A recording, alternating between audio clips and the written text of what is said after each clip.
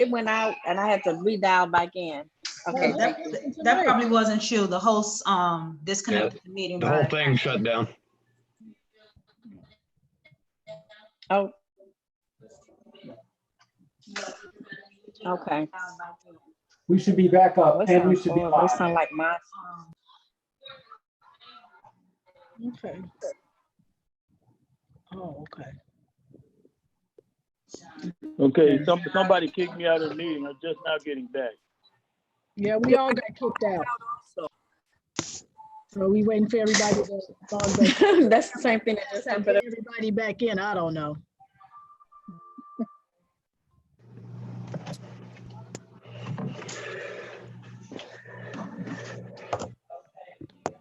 You have a lot of stuff in your office, Mr. Hood.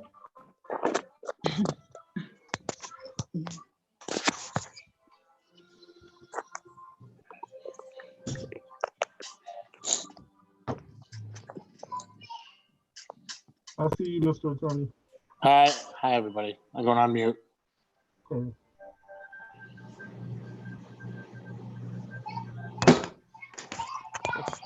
Okay, Mr. Clerk, are we ready to get started? We are. I think we already have a quorum, so we'll call roll when you're ready. Okay, good afternoon, everyone. I would like to call the special board meeting to order at 6:31. Mr. Clerk, and we're all located virtually in our respective spaces because of social distancing. Mr. Clerk, can we get a roll call, please? Yes, you can, Madam President. Trustee Miller. Here. Trustee Jones. Present. Trustee Abraham. Here. Trustee Senior. Here. All right, Trustee Tierney. Can you hear me? Yes, we can. Trustee Tierney. Here. Kevin, did you hear me? Yes, ma'am. And Trustee Horn. Here. All right, Madam President, we have a quorum. Can we all pause for the Pledge of Allegiance? I pledge allegiance To the flag of the United States of America, and to the republic for which it stands, one nation, under God, indivisible, with liberty and justice for all. Thank you. Pause for a moment of silence. Okay, thank you. Public comment number 2, we have not received any as of 6:00 p.m. tonight, so that moves us to item 3, new business. Item A, an ordinance adopting the annual budget for fiscal year 2021 for the Village of Broadview, County of Cook, State of Illinois. I make a motion to approve the budget for the fiscal year 2021 Village of Broadview. Second. Who was the second? Me, Andrea, Okay, Senior. properly motioned by Trustee Abraham, seconded by Trustee Senior. Madam President. Thank you. So on Monday, we had our budget hearing, and because we practice transparency in the Village of Broadview, the agenda was posted twice. One was on our website and one was posted in the Village Hall. And because we have social distancing, I didn't want to confuse the public and pass a budget and have a misunderstanding. So we have a special board meeting and to go over the budget. But today, the budget officer, Tom Hood, sent out an email to all the trustees on some changes that came about because the first one was the 50-50 flood, the 50-50 flood prevention program was restored back to 50,000 because of the recent floods that we have, and we want to make sure that we have monies in that that line item which comes out of Prevention. come out of the water fund account to give some relief to the residents that want to utilize that program. And then the second one was Trustee Abraham had noticed some irregularity to the life insurance cost. So I don't know if you guys had an opportunity to look at those 2 line items, but we can most certainly address any questions that you may have. And then for those that don't have your phones on mute, can you please mute your phone because we are getting feedback and we are we are recording this meeting. So I will start with Trustee Horn. Do you have any questions or questions? Yes, I do. I wanted to know what line item reflects our lobbyist, Algie Ronan. That's in professional services in the executive account. Okay, and then I just wanted to call out the fact that for the financial audit, the number that's reflected, I believe it says 48,000, is not the accurate number, the actual number. The actual number for the audited finances actually exceeds $63,000. And so that number will need to be corrected. And So with the finance audit, and the budget officer can chime in at any time. So we probably spent about $63,000 in the last fiscal year for the financial audit, but when we approved for the audit, we had other things that the auditors billed us for, so that we could be in compliance with the budget. So we may have spent $23,000 additional in the last fiscal budget to do some of those things that the finance team couldn't get done in the last fiscal audit. But this year, now that we're in compliance with everything that they've asked us based off the management report, the actual amount for the auditor is $48,000. That's what we contract with them for. yeah, that's what we're contracted for, but the actual money that was spent exceeds 48,000. So I would tell Mr. Tom Hood, I would challenge that number because it's not reflected accurately for the last fiscal year. The actual number spent exceeds $60,000, and that's the number that should be reflected.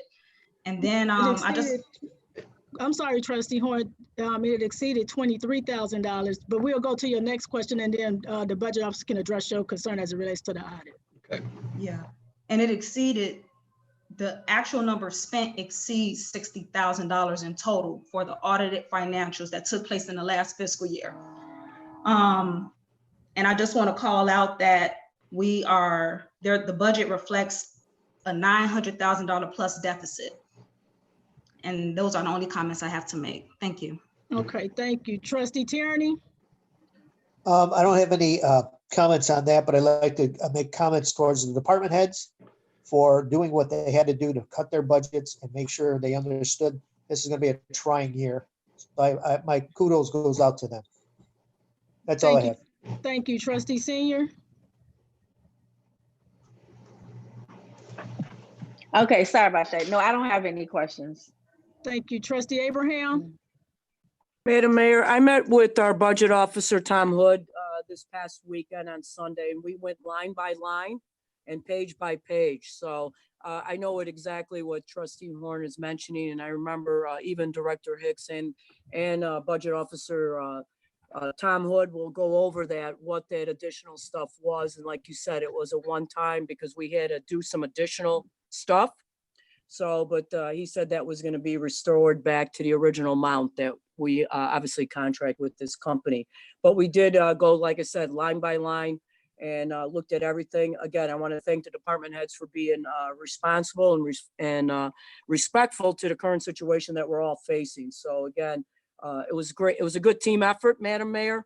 So, and I thank also Budget Officer Tom Hood to be available for all our trustees for all their questions and concerns. That's it. Thank you. Trustee Miller? I don't have any questions, but I did want Director Hood to address Trustee Horn's questions as well. Thank you. All right, so Director Officer Hood, would you address Trustee Horn's concerns that she had? I'm sorry, Trustee. Is it okay if I make a comment? Oh yeah, absolutely. I'm sorry. I apologize. Listen, that's why I forgot about you. That's all right. I'm hiding. That's all. You know. We know you good at that. Hey, listen. I've heard all the comments about the actual budget. And I understand about the situation that we're currently in as it relates to revenue and so on and so forth. My question is more for the attorney as it relates to a procedural issue, as it relates to the actual budget hearing, the proper publication. I'd like to know the exact date that it was published, and if posting it on the website is a qualifier, and should we have had to have another hearing after the publication or after our last board meeting, because otherwise we should have been able to address this Monday, you know. So I'm just curious about the procedures that have been followed as relates to this particular special meeting and not hearing. There's no need. Well, there was a hearing. You weren't at it. There was a hearing. No, I didn't say that. I never said there wasn't a hearing. That's not my question.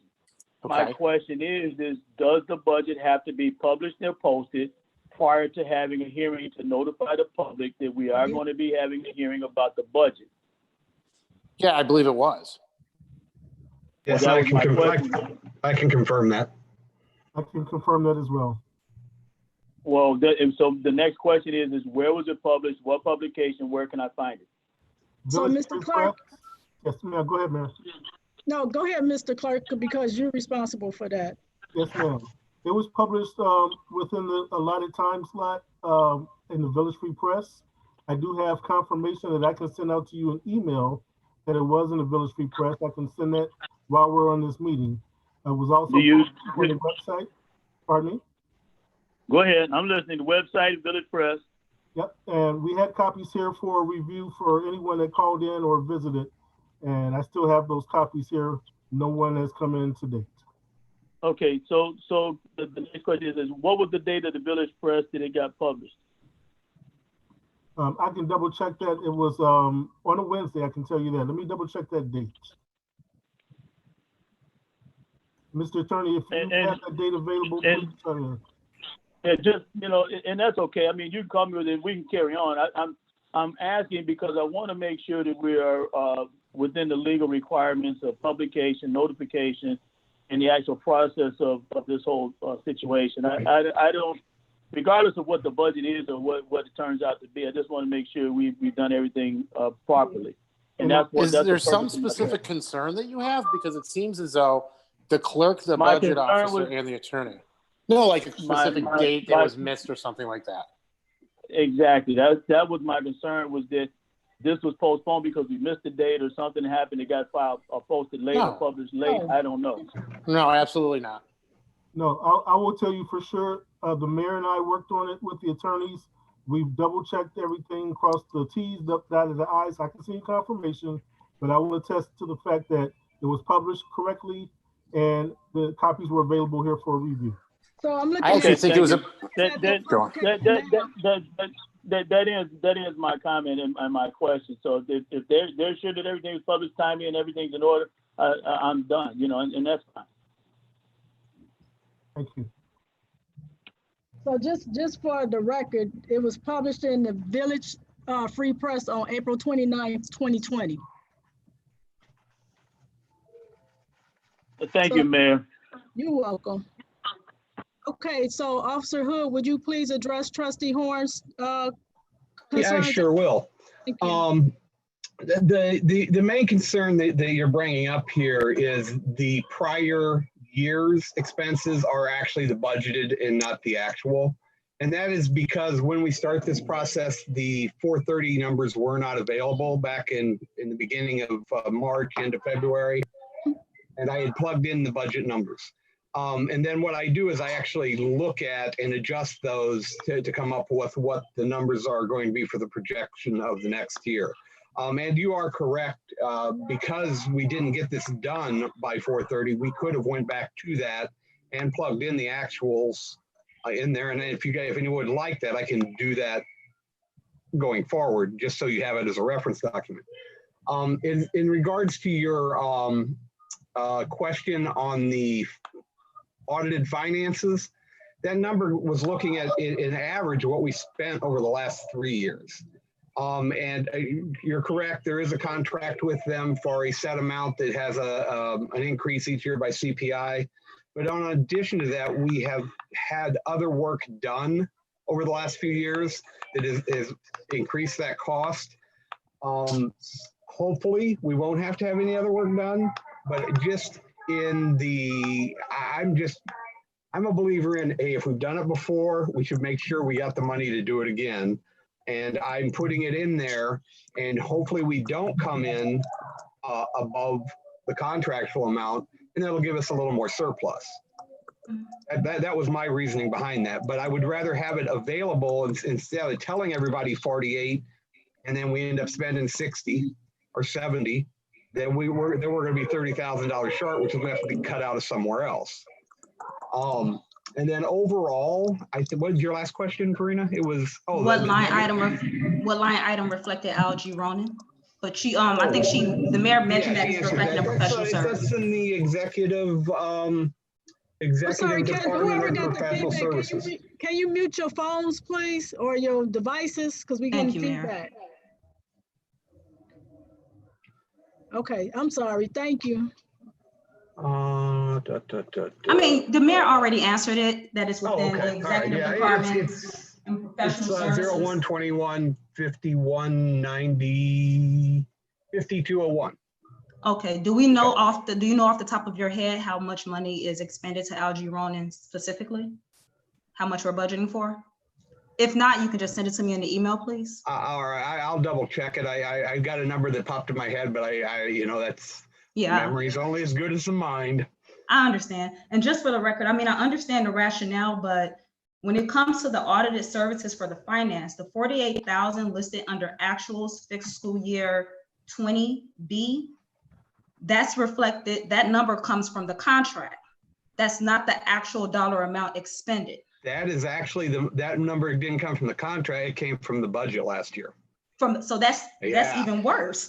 Yeah. So that number needs to from the budget last year is where that came from. So actuals needs to reflect the actual numbers expended. So I would argue that number needs to be modified. My fault. I changed it on one page and I didn't change it on the PDF version. Okay.